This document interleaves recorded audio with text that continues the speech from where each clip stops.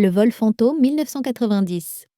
En 1990, un petit avion de tourisme décolle d'un aérodrome du nord de l'Espagne pour un trajet de routine vers la France. À bord, un seul homme, pilote expérimenté, connu pour sa rigueur. La météo est bonne, le plan de vol est clair. 30 minutes après le décollage, la tour de contrôle perd le contact radio. Ce n'est pas rare. Mais 10 minutes plus tard, le radar montre toujours l'avion en ligne droite, à altitude stable. Puis l'impensable arrive. L'avion se pose en urgence sur une piste secondaire en France. Le train d'atterrissage est intact. Le moteur tourne encore.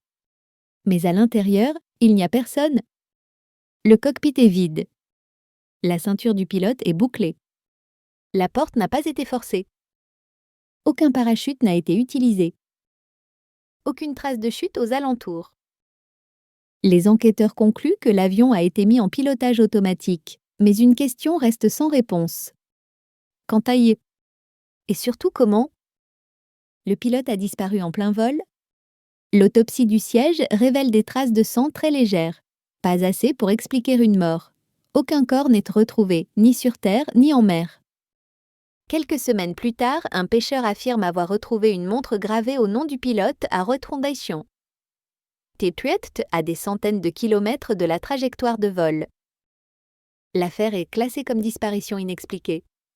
Mais dans les archives de la tour de contrôle, un détail trouble encore les enquêteurs. Quelques secondes avant la perte de contact radio, le pilote aurait murmuré une phrase, à peine audible. « Il y a quelqu'un derrière moi ?»